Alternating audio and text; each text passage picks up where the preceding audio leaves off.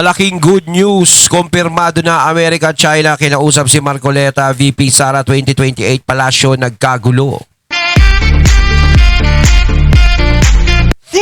Ayan, syempre itong balitang ating matutunghayan ngayon ay nagmula kay Philippines Trending News. At ito po ang inyong lingkod na si BT na magbibigay ng reaksyon at komento dito sa video na ating matutunghayan ngayon. At huwag natin pagtagalin at sabay-sabay na nating panoorin ang laman ng video na hatid sa atin ni Philippines Trending News at bibigyan natin ng reaksyon ang balitang ito. Pasok! Bakit nakipagpulong ang bagong Chinese envoy kay Marcoleta? Ayan, syempre bago natin simulan ng video ito, nais ko nga pala magbigay ng credits dito sa boses at video na matutunghayan natin ngayon at bibigyan ng reaksyon. Walang iba kundi si Banat Bay. Syempre, huwag niyong kalimutang suportahan ang channel ni Banat Bay. Mga katunay, pakibisita po yan. At huwag niyong kalimutang mag-subscribe at mag-follow para maging updated po kayo sa mga vlogs, reactions at sa mga balita na hinahatid sa atin ni Banat Bay. Syempre, huwag niyo rin kalimutang suportahan ang Banateros. Ayan, syempre, isa din dyan si Banat Bay, mga katunay. Ang idol natin, no? Banateros, no? Ipagpatuloy natin. Ba may ibig sabihin yan? Tingnan nga natin. Yun po, unang-una, pinasalamatan niya ako na salamat kanya na pinaunlakan mo ako sa imbitasyon mo, imbitasyon ko na magkita tayo. At ako'y natutuwa sa marami nating napag-usapan. Ayun. Nako po, nag-usap sila. Ano kaya pinag-usapan nila? Isasabihin kaya ni Marcoleta ito. Senator Marcoleta, ano ba pinag-usapan nyo? Hindi, alam mo, ito ha. Walang biro ito ha. Ngayong mga panapanahon na ito, kahit sa Africa, yung isang leader doon ay nakipag-usap ang China. China na ang pinaka-partner nitong African country na ito, yung ano ba yung ano ba yun? Nakalimutan ko na. Mamaya sasabihin ko sa inyo. Pero dahil doon umaasenso na yung ano nila, tinaboy nila yung mga western world kasi inaapi nga naman sila. So dito sila nakipag-usap sa China at dahil doon umaasenso sila. Oh, hindi kaya ito ganito rin. Naku! Kung maganda yan, no? Kung alam naman nating aasenso ang bansa natin, bakit hindi? Di ba? Eh yung iba dyan, syempre, lagi na nating kasama pero wala namang maganda yun, no? Sasabihin na naman ng iba niyan, nag-ano na naman kayo, mga pro-China kayo. Alam nyo, doon ako naiinis doon sa mga nagsasalita na pag ikaw sumisimpatya ka sa mga Duterte, sa mga ganyan, pro-China ka na. Samantalang sila, no? Titigas din ng mga pagmumukhang magsalita. Tanong mo sa kanila kung ano madalas nila gamiting baterya. Tignan nyo ang mga baterya sa bahay niyan, China. Tignan nyo yung mga ginagamit niyang gamit sa bahay. Pag wala ka nakitang made in China dyan, bibilib ka. Pero pag may nakita ka dyan na made in China, diba? Alam, pero bakit kaya sila nakipag-usap dito kay Marcoleta? Tingnan nyo, kay Marcoleta pa nakipag-usap, Nako. Alam mo kasi ito si Marcoleta, may nagsabi sa akin kasi tinanong ko. Siyempre, presidente si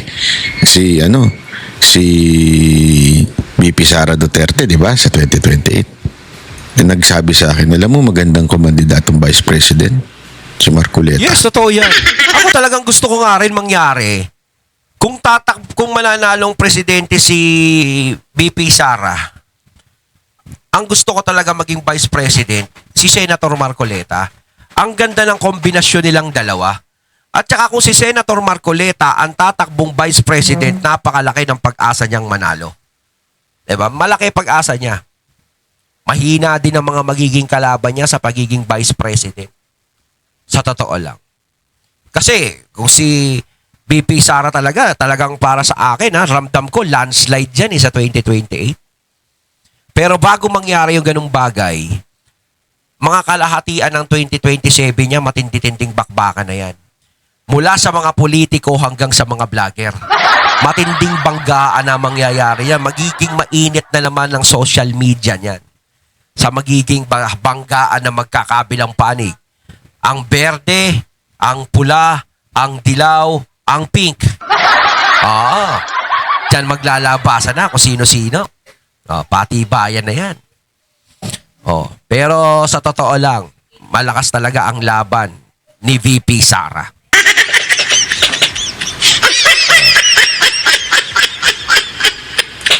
Hudyat kaya ito?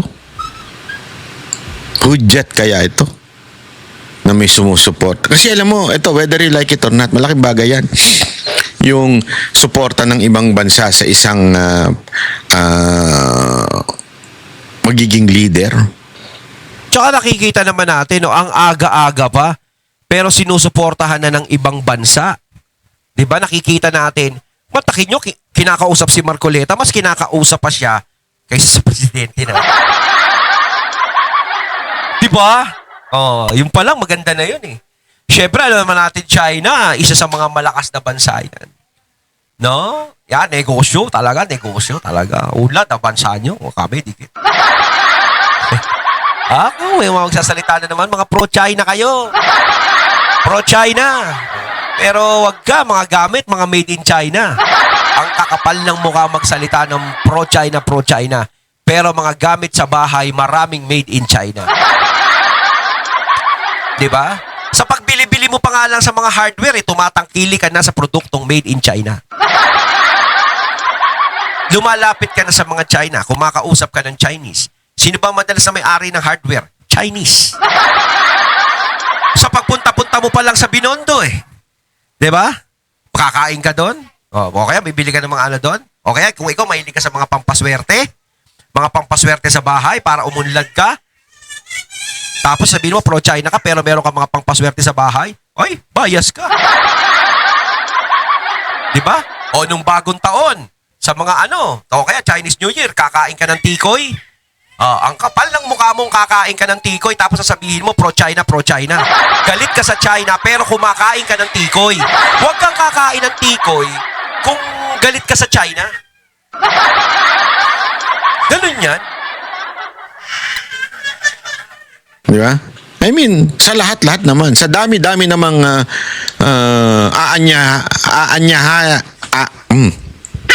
i-invite ng Chinese ambassador, bakit si Marcoleta? Naku po.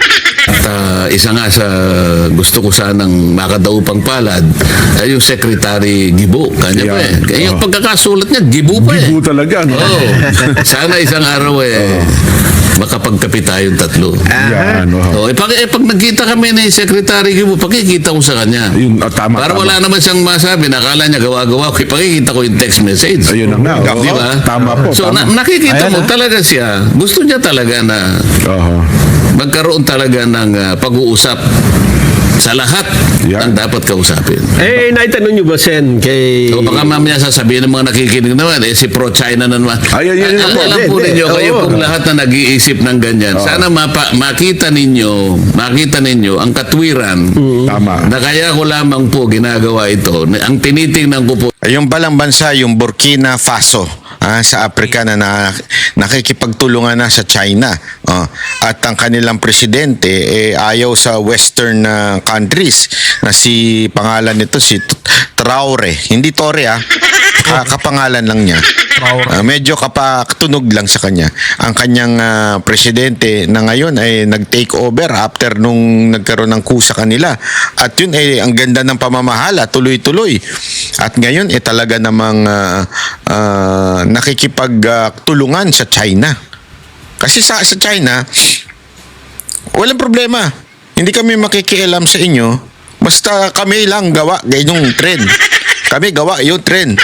Kayo bayad. Kasi kami negosyante. Kayo gawa, bala kayo sa plano nyo. Kami negosyante lang. Ganon sila eh. Ganon ang China eh. Tuloy natin. Bakit kaya may mga ganitong eksena? yung interes ng ating bansa.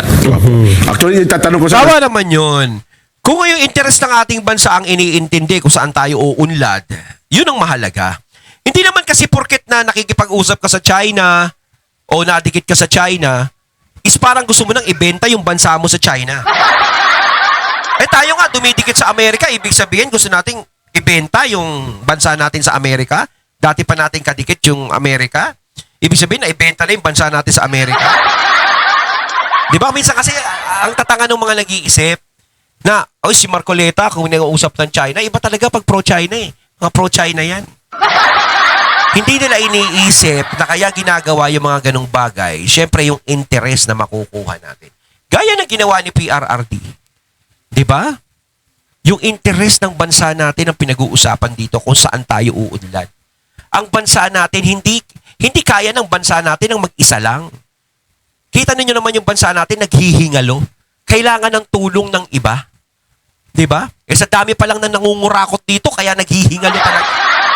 Pero kung matitino ang mga namumuno sa ating bansa, walang mangyayaring ganyan. Kahit hindi natin sila kailangan. Kaso nga lang ang problema, 'di ba? Kailangan nating bumangon. So para makabangon tayo, kailangan natin kung sino ang makakatulong sa atin para umunlad. 'Di ba? Ngayon gumagawa sila ng paraan para magkaroon tayo ng pag-unlad sa bansa natin. 'Di ba? Kaya para sa panahon na 'to, wala na yung magkakagalit kanto ganyan. Wala na tayong pilian. Kung sino yung makakatulong sa atin, yun ang anuhan natin. Sayawan natin. Sasayaw lang tayo sa tugtog. Kung anong tugtog pinapatugtog natin. Pinapatugtog nila. Basta ang importante, ang bansa natin ay nasa atin pa rin. 'Di ba? Utak lang ang gamitin. Sa maniwala kayo o hindi. Yung mga tanga, ginagamit nila, alam mo sa totoo lang, ginagamit nila yung damdamin. Paano tayo uunlad kung damdamin nyo ang pinapagana nyo? Bago sa tayo lumipat ng paksa, yun ang sasabihin ko, pasubali doon sa ating mga Hindi ako, kabayan. inunahan na kita. Opo. Nababasa ko yung isip mo eh. Baka kasi mo niya, ikat na naman ito. Ikat, at pagkatapos, nakita nyo na yung tatlo yan. Sa Pero sa palagay ko, wala na masyadong maniniwala sa mga yan. Ayaw. Eh, Buti na lang. lang lang kasi akala. Tama ka dyan, Senator Marcoleta. Wala na maniniwala sa mga pinglawan-dilawan at saka higit sa lahat yung mga tuta ng Amerika na mga nasa gobyerno. O bakit? Kinakailangan ba nating makipag-away? Yan. Ang sabi nga niya, alam mo, I do not believe that negotiation should be a zero-sum game. Tama naman opo. Lahat, wala dapat nawawala. Dapat lahat nakikinabang. Yun ang balanse na pakikipag-usap. Yun pala ang zero-sum game. Ang ibig sabihin. Hindi man naitanong, Sen, bakit kayo ang gusto? Sa lahat ng mga mababatas. Lahat ng senador. Pero namang Senate Committee on Foreign Affairs. Ikaw naman, ba't mo naman itatanong pa naman yun? Si Senator Marcoleta rin daw kasi ang matinong kausap. Ito naman, baka naman isip-isip, ito naman taong ito, inimbita ko na nga eh. Tinatanong mo pa. Tinatanong mo, ba't hindi ko pa inimbita yung iba? Huwag naman yung ganun. Kumbaga parang inaya ka sa inuman. Ikaw lang yung inaya, nag-aya ka pa. Yung inaya ang nag-aya. Kumbaga syempre pag inaya ka, ikaw lang ang inaya, ikaw na lang, di ba? Oh, Marcoleta, come on! Inom tayo! So, pwede ko ba isama pa yung mga kaibigan ko rito? Kasi dapat kasama din sila dito. Ganito, pwede naman yung iba, di ba? Ba't hindi yung iba ang isama din natin? Parang kinwestiyon mo pa eh, no? Yun yung sinasabi ng Marcoleta. Eh, nandiyan ang kinausap na nga siya eh. Di ba? Siya lang eh. Wala tayong magagawa. Siya lang talaga ang gusto. Oh. Sa inyo na namin tinanong. Sa tingin nyo, bakit kaya kayong napili na Opo. makausap? Sen? Abay, malay ko. Isang araw, imbitahan natin yung ambassador ng China. Opo, bakit? Sa dami- Malay mo dami naman, na baka naman inimbita rin. Sa listahan mo, wala pa. Wala pa eh. Wala pa eh. Kaya nga, Wala pang lawmakers, ano? Wala 1 pang... month pa lang naman siya eh. Opo. Oh, malay mo naman sa susunod na mga buwan, maisip naman niyang Ang speaker naman siguro. hulaan ko na, Sen, kung bakit kayo ang inimitahan. Kasi magaling siyang mag-research eh. Nalaman na magkakababayan kayo ni Secretary Yubo na nais na Hindi. Actually, yan nga yung matinding katanungan. Bakit nga ba nakipag-meeting talaga? Oo. Alam mo, tandaan ninyo, siyempre, hindi naman nila sasabihin ng totoo. Sa tingin ninyo, mga politiko na yan, sasabihin nila yung totoo. Ba't nakipag-meeting? Hindi, I don't think so. Kanila na lang yan. Oh. Pero ang tanong dyan, bakit kaya talaga nakipag-meeting itong China kay Marcoleta? Iyo. Tandaan ninyo, palapit na ng palapit ang 2028. Ako, ito lang ang sa akin. Palapit na ng palapit ang 2028. Nakikita naman natin ang diskarte ng ibang galawan ng mga ibang mga foreign leaders pagdating sa mga panahon ng mag-i-election na. Kanya-kanya na rin silang suporta kung sino ba ang makakatulong para sa kanila. Tandaan ninyo, lahat naman po yan ay para sa kanila. Kung makipag-usap man ng Amerika, gusto nila para sa kanila. Kung makipag-usap man ng China, abay gusto nila para sa kanila. Yan naman talaga ang concern nila eh. Di ba? It's always their people, their country. Yan ang kanilang priority. Which is, there's nothing wrong with that. Kaya lang, tayo mga Pilipino ang merong maling pananaw tungkol dyan. Kasi kesa na sana isipin natin kung ano yung mapapala natin, di ba? Ang iniisip natin, iba. Hindi ko nga maintindihan bakit ganun eh. Kung ano pa yung ibang bansa marunong mag-isip para sa kanilang sarili, yung bansa natin hindi marunong mag-isip kumpara kanino. Yung ating mga nasa oposisyon, nasa gobyerno. Ang iniisip, anong kapakinabangan ng Amerika? Siguro, baka nag-isip lang yan ng kapakinabangan nila pagdating sa nakawan. Pero pagdating sa pakinabangan ng sino ang dapat nating makipagtulungan, ang iniisip lang nila, itong Amerika. Sa bagay, kung meron ka nga namang perang hindi mailabas ng Amerika, sino kakausapin mo? Ala naman yung China. Sino kakaibiganin mo? Ala naman yung China. Siyempre, kakaibiganin mo, Amerika. Amerika. Di ba? Kaya nga, yan ang bulong-bulungan Kumbaga parang hinihilot-hilot yung Amerika, no? ngayon na etong si Marcos kaya nakikipag-usap sa Amerika at nakikipagkasundo dahil doon sa mga atraso niya, bank account nila na hindi mailabas sa Amerika. Kaya todo-todo sip-sip nila sa Amerika. Yan ang mga usap-usapan ngayon Aha.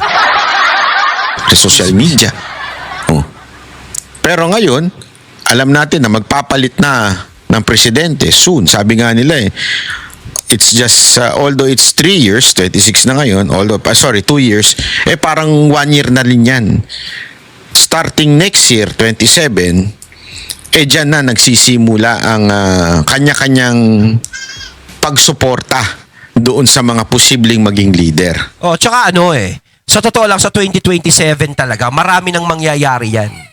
Hindi lang sa 2028 yan, hindi na aabot na sa 2028. Sa 2027 pa lang, makikita na natin kung sino ang mga kukuha ng suporta, kung sino yung mga babaliktad, ayan. Kung sino yung mga magbibigay pala ng suporta din, 'di ba? Diyan na natin makikita. Syempre, may mga dyan na kung sino ang malakas, yun ang magiging basihan eh.